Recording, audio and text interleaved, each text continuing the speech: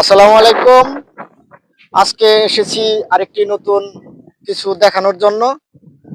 আজকে আমরা প্রবাস জীবনে আছি। প্রবাস জীবন থেকে আমরা জীবনে কি করলাম এবং কি করতে পারিনি সেই সম্পর্কে আজকে আমাদের প্রিয় প্রবাসী ভাইদের কাছে কিছু তথ্য জানবো। সেজন্য আমি আজকে দেখতে পাচ্ছি আমার পাশে আমার প্রবাসী বড় ভাই আছেন। তার কাছে কিছু কথা শুনবো তার মুখে এবং তার কাছে এখন আমি যাব। আপনারা আমাদের সাথে থাকুন এবং তার সাথে আরেকটি কথা বলি, আমাদের চ্যানেলটি নতুন এবং আমাদের পাশে থেকে আমাদের চ্যানেলটিকে সাবস্ক্রাইব করবেন এবং একটি করে লাইক দিয়ে যাবেন প্রবাসীদের পক্ষ থেকে। আচ্ছা ঠিক আছে, তাহলে আমি এখন চলে যাচ্ছি আমার প্রবাসী ভাইয়ের কাছে। আসসালামু আলাইকুম ভাইয়া। ওয়ালাইকুম সালাম ভাই। কেমন আছেন? আলহামদুলিল্লাহ। আচ্ছা ভাই, আপনি প্রবাসী কত বছর ধরে আছেন?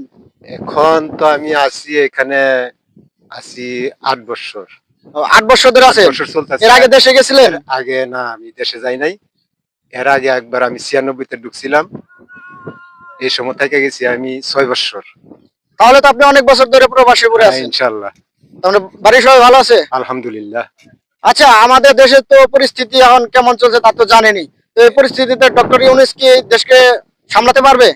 ইনশাআল্লাহ আমি আশা করি ডক্টর ইউনূস খুব ভালো আছে, খুব ভালো। আমাদের এর পিছনে সাপোর্ট দেওয়ার দরকার। এখন আমরা যারা প্রবাসী আছি তারা সবাই এরা সহযোগিতা করার দরকার। ভাইয়া শুনতে পারছেন আমার প্রবাসী ভাই কি বলছেন? আমরা আমার এই প্রবাসী ভাইয়ের হাসি দেখতে চাই। তাদের রেমিটেন্সে বাংলাদেশ চলে এবং বাংলাদেশের উন্নয়নের দিকে চলে যাচ্ছে। আপনারা জানেন বাংলাদেশে যদি রেমিটেন্স পাঠানো না হয় তাহলে বাংলাদেশ অচল হয়ে যাবে। আমার প্রবাসী ভাইয়েরা আশ্বাস দিয়েছেন ডক্টর ইউনূসকে, তারা বেশি বেশি রেমিটেন্স পাঠাবেন এবং বাংলাদেশকে আরো উন্নত করার চেষ্টা করছেন। আজকে এই পর্যন্তই। আর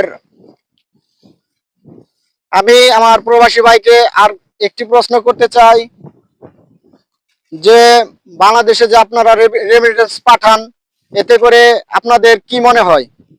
আমাদের তো মনে হয় এখন খুব ভালো, আমি আশা করি খুব ভালো। আর এখন আমরা যে পরিশ্রম করে টাকা পয়সা পাঠাই আমাদের শরীরে বাজে না, কিন্তু আমরা আরো পরিশ্রম করতে রাজি।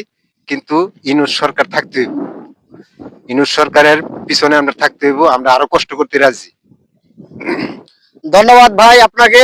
যাই হোক, আজকে আমরা যে অনুষ্ঠানটি করলাম, আপনারা সাথে থাকবেন, একটি করে লাইক দিবেন এবং ডক্টর ইউনূসকে সবাই সাপোর্ট দিবেন, এই বলে আমি শেষ করছি। আল্লাহ হাফেজ।